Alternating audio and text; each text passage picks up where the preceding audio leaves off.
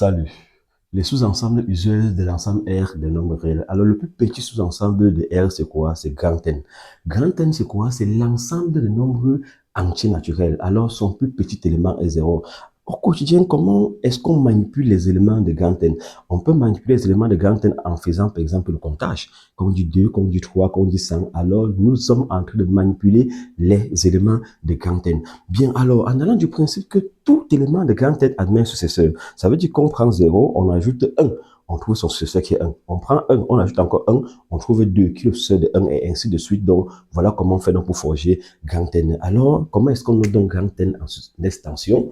Alors, grand N, donc, on va noter comme ceci. Là, c'est 0 qui est en fait le plus petit élément. Ensuite, donc, c'est 1, 2, et ça continue. Ça n'admet pas de plus grand élément. Bien, alors, l'ensemble Z. Z est l'ensemble des nombres entiers relatifs. Alors, au quotidien, ça nous permet, par exemple, de quantifier des gains. Alors, on peut dire moins 2, on peut dire 3, on peut dire 5, on peut dire moins 100. Alors là, nous sommes en train de manipuler les éléments de grand Z. Alors, on comprend directement que quoi? Que tout nombre entier naturel est encore là-dedans, est encore entier relatif. Alors, comment est-ce qu'on note donc grand Z en extension? C'est comme ceci. Ça n'admet pas de plus petits éléments ni de plus grands éléments. Voilà pourquoi on va commencer par 3 petits points. On peut mettre moins 2 là, moins 1, 0, 1, 2 et ainsi de suite. Bien, alors, l'ensemble D est l'ensemble des nombres décimaux. Alors, qu'est-ce qu'un nombre décimal? Un nombre décimal, c'est un nombre qui peut s'écrire avec une virgule, bien sûr, avec la partie décimale limitée. Un exemple simple, je peux prendre le moins 6,5, ça c'est un nombre décimal. La partie décimale, c'est 5 et la partie entière, c'est moins 6.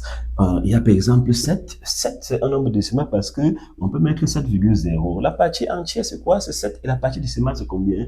C'est 0. Alors, on comprend directement que tout nombre, que ce soit entier naturel ou entier relatif, est forcément un nombre décimal. Alors, comment est-ce qu'on note donc cet ensemble-là? L'ensemble D est noté comme ceci. Ce sont des éléments qui peuvent s'écrire sous la forme ci A sur 2 puissance M fois 5 puissance M. Donc, N là et là-bas M.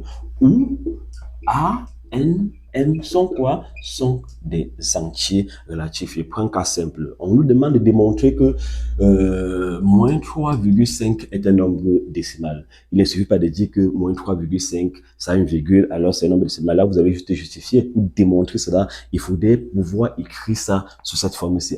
Est-ce que moins 3,5 peut s'écrire sous cette forme-ci? C'est ça qu'on est en train de vouloir le faire. Alors, donc ici, moins 3,5, c'est encore égal à quoi? C'est moins 35 sur combien? Sur 10. Là, il n'y a aucun problème. Là, on peut donc simplifier par combien? On peut simplifier par 5. Ça fait combien? Ça fait moins 7 sur combien? Moins 7 demi. Alors, ce n'est pas encore sous la forme ci, c'est égal encore à quoi? Donc, moins 7 sur 2 puissance 1 fois 5 puissance 0. Alors, comme moins 3,5 peut s'écrire sous cette forme-ci, là, on vient donc de démontrer que moins 3,5 est un nombre décimal. Bien, on continue avec cet ensemble-ci. L'ensemble suivant, donc, c'est grand Q. Q, c'est quoi donc? C'est l'ensemble des nombres, les nombres rationnels. Alors, qu'est-ce qu'un nombre rationnel? Un nombre rationnel, c'est un nombre qui peut s'écrire comme une fraction ou opposé d'une fraction. Un exemple simple, je peux prendre 2 tiers. 2 tiers, pour nous, c'est une fraction, donc c'est un nombre rationnel. On peut mettre aussi moins 2 tiers. C'est aussi un nombre rationnel. Alors, vous comprenez directement que tout nombre décimal est un nombre quoi? Est un nombre rationnel. Bien, comme tout nombre décimal est un nombre rationnel, ça veut dire que quoi? Que l'ensemble D est inclus dans l'ensemble Q. D est inclus dans grand Q. Alors même ici, là, directement, on va remarquer que ici on a grand N. Donc, grand N est inclus dans quoi? Dans grand Z. Et là aussi, grand Z est comment? Est inclus dans grand D. Alors, comment est-ce qu'on va noter dans grand Q? Grand Q, donc, ce sont des nombres qui peuvent s'écrire sous la forme de quoi? Sous forme de fraction A sur B, ou bien sûr, A, B appartiennent à Z et quoi? B, le dénominateur, si la condition, il faut soit différent de 0. Bien sûr, ça veut dire que quoi? Ça veut dire que un nombre est rationnel s'il peut s'écrire sous forme de fraction ou l'opposé d'une fraction. Alors, maintenant donc, comment on fait pour reconnaître un nombre qui est rationnel mais qui n'est pas décimal? Alors, je prends par exemple 5 demi. 5 demi, c'est 2,5.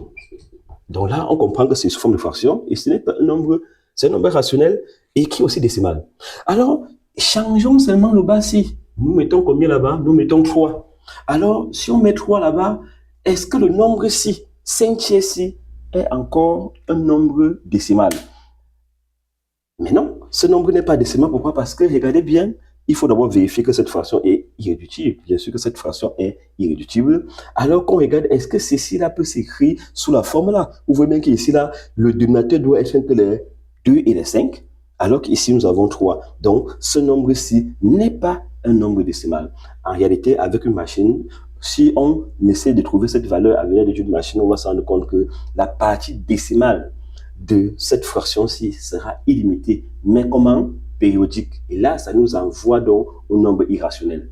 Dans le cas de nombres irrationnels, c'est-à-dire les nombres qui ne peuvent pas s'écrire sous forme de quotient, la partie décimale là n'est plus périodique. Donc la partie décimale est vraiment illimitée, mais ce n'est pas périodique. Un exemple simple, racine carrée par exemple de 2. Racine de 2 est un nombre irrationnel, ça ne peut pas s'écrire sous forme de fraction. Et si vous tapez racine de 2 dans une machine, vous allez trouver que ça donne combien? Ça donne 1,4, 1,41 avec la partie décimale qui est illimitée et non périodique. Ok, alors, qu'est-ce qu'un nombre réel donc? Un nombre réel, c'est un nombre qui est ou bien rationnel ou bien comment? Irrationnel. Donc, l'ensemble nombre réel, c'est la réunion de l'ensemble des nombres rationnels et des nombres irrationnels.